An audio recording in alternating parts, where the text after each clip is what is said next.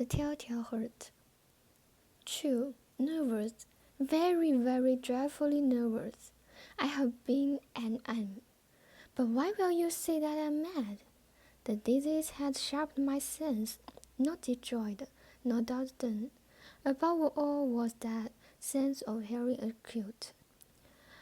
I heard all things in the heaven and in the earth. I heard many things in the hill. How, then, am I mad?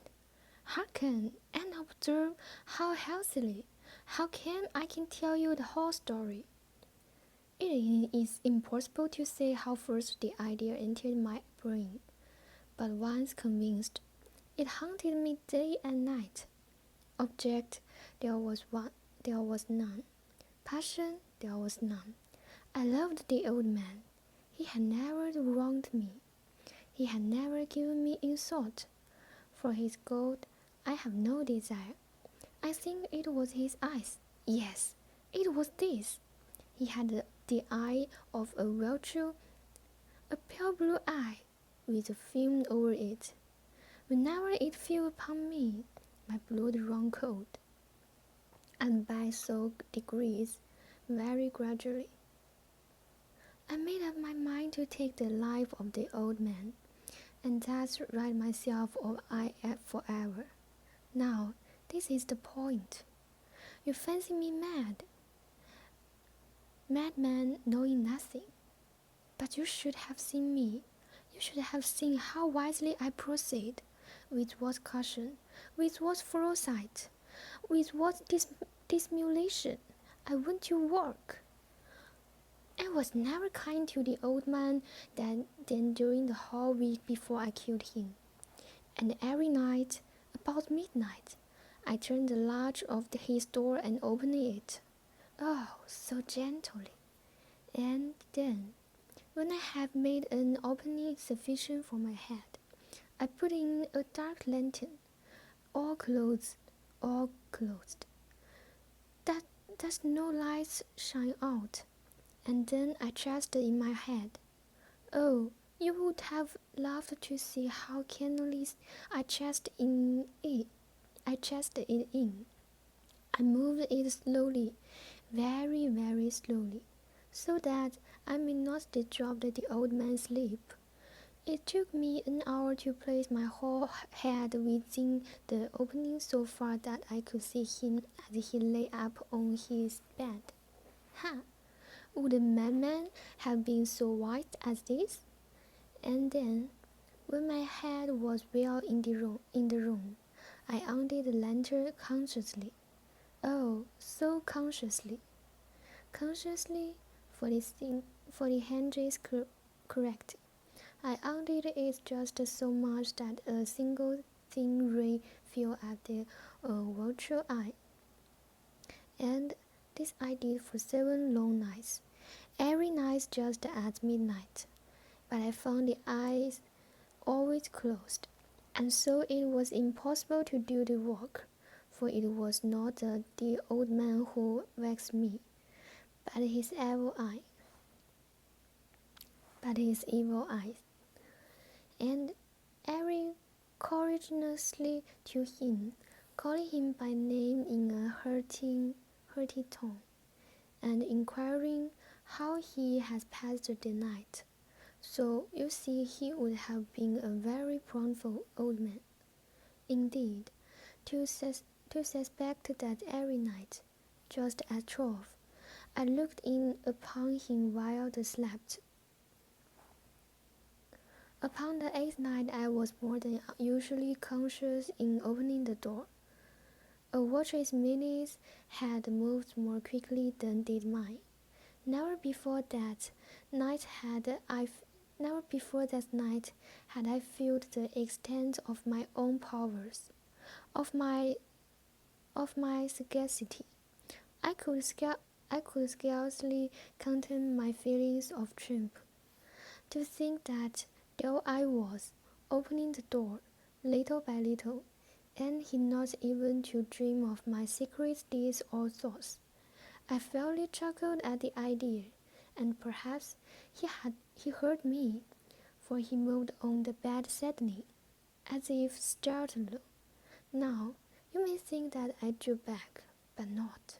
His room was black with picture with a thick darkness, for the shutters were close fastened through fell of robbers, and so I knew that he could not see the opening of the door, and I kept pushing it on steadily.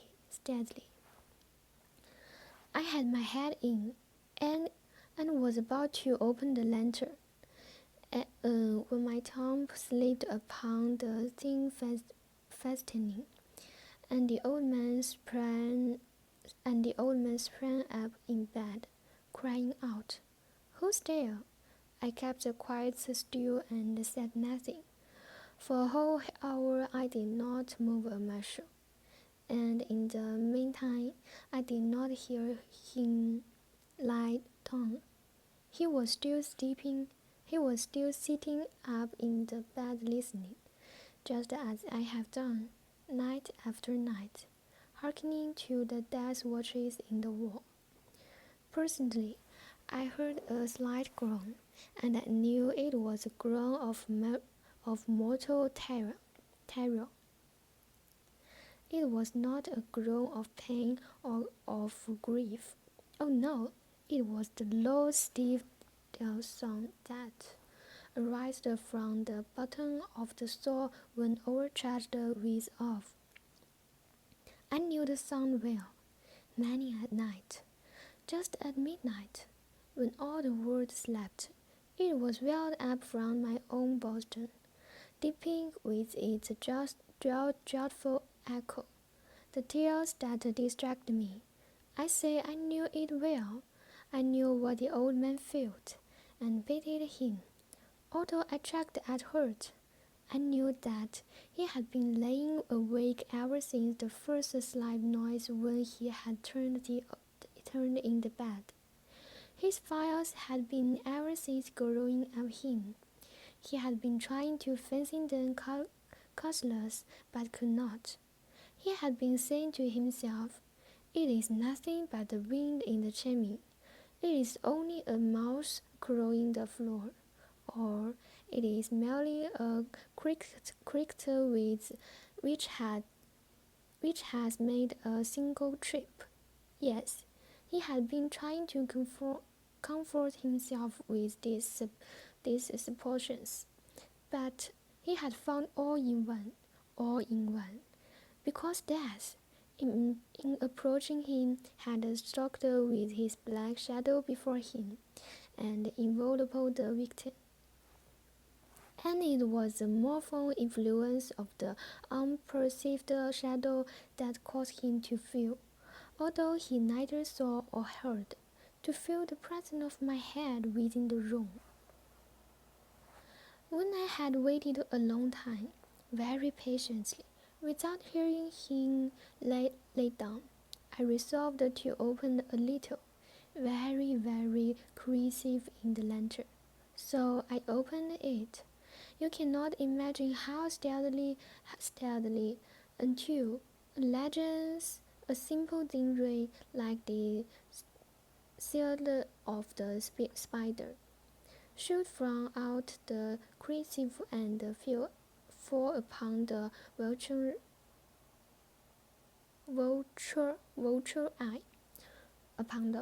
eye. It was open, wide open, and I grew furiously as I gazed upon it. I saw it with perfect distinctness, all a dull blue, with a hideous veil over it that chilled the very marrow in my bones. But I could see nothing else of the old man's face or person, for I had directly the ray as if by instinct. Presently upon the damned spot, and I had not told you that what you mistake for madness is but over-acuteness of the sense.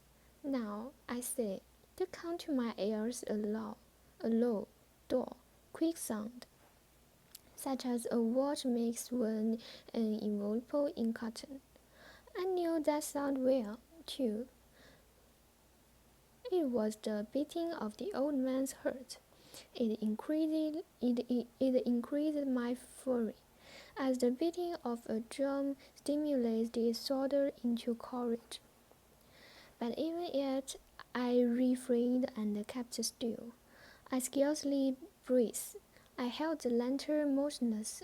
I tried to steadily I could maintain the ray upon the eye. Meantime, the hellish total of the hearse increased. It grew quicker and quicker, and louder every instant.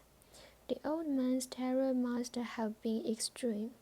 It grew louder, I say, louder every moment. Do you mark me? Well, I have told you that I'm nervous. So I am.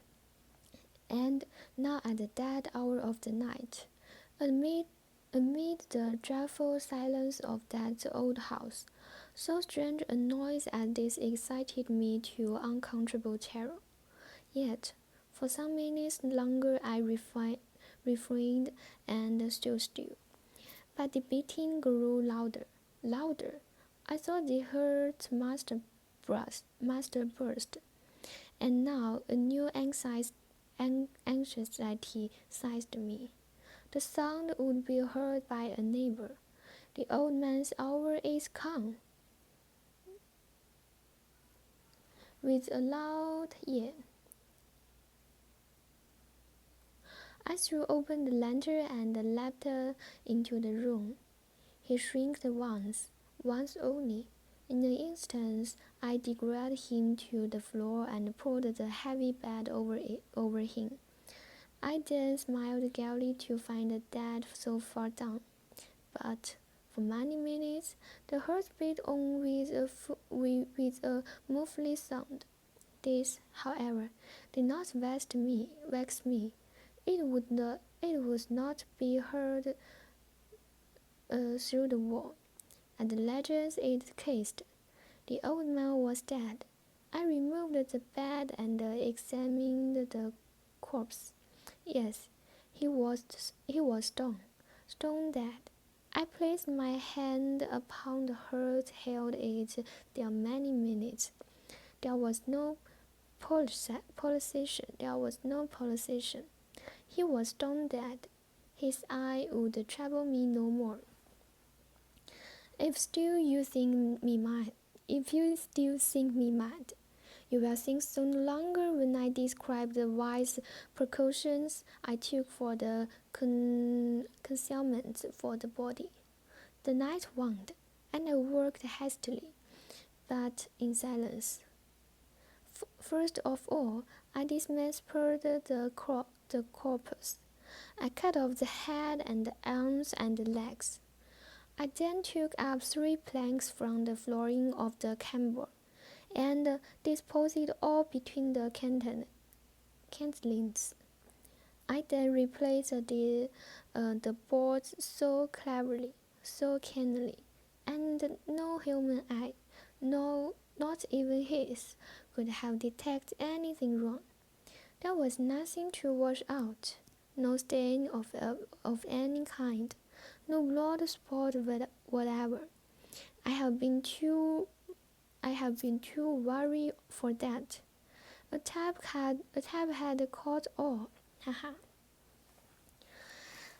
When I had made an end of these labors, it was 4 o'clock, still dark at midnight. As the bell sounded the hour, there came a knocking at the street door. I went down to open it with a light heart. For what had I now to fear?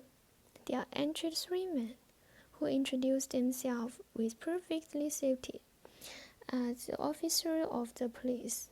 A shriek had been heard by a neighbor during the night.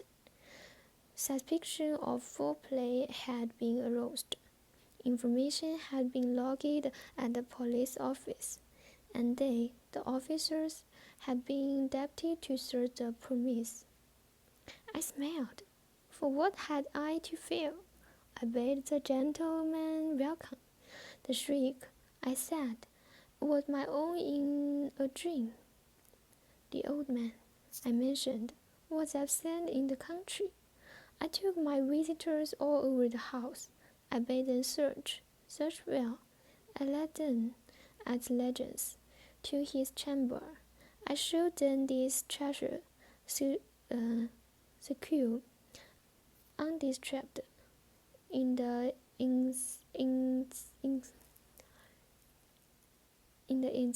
sense of my confidence.